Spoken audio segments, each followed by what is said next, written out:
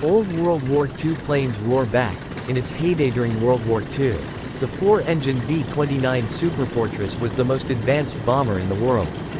Two of them, Enola Gay and Bockscar, dropped atomic bombs on Japan, ending the war.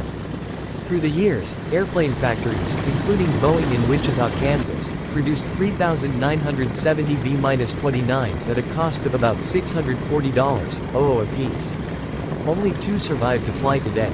On Friday, one of them rumbled into Springfield, a B-29 named Doc, which rolled off the Wichita assembly line in 1945. Springfield resident Phil Hall, a retired U.S. Air Force captain, got a chance to fly aboard the gleaming silver airplane. It was the perfect Father's Day gift and reminded him of his very first airplane ride many decades ago. As a young man eyeing a career in the Air Force, Hall got to hitch a ride aboard a B-50 at an ROTC camp in El Paso, Texas. The B-50 was a variant of the B-29. People in my generation became very devout patriots, Hall said while sitting inside Doc at the Springfield airport. This was a wonderful flight. I'd encourage anyone to do it. We need to keep it flying. The plane stopped in Springfield on its way to an airshow at Whiteman Air Force Base in northwest Missouri.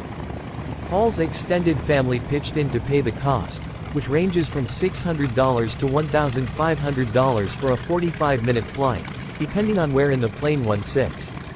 It takes a lot of money to keep a 74-year-old warbird like Doc flying, said Josh Wells, executive director of Doc's Friends, the organization that restored and maintains the plane.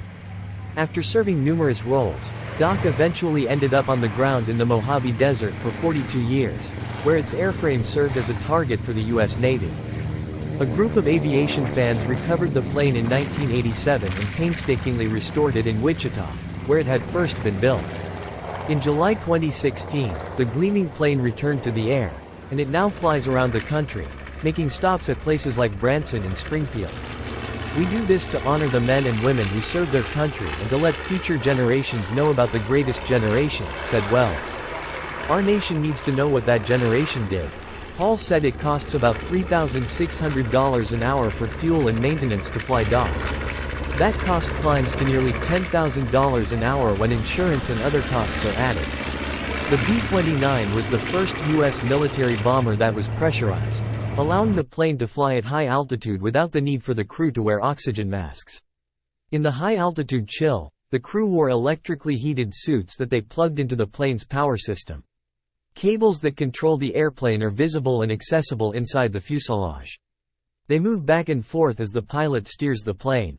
We tell our visitors if you grab a handful of wires you become the pilot, cautioned Scott Sarver, the lead scanner and member of the Doc flight crew.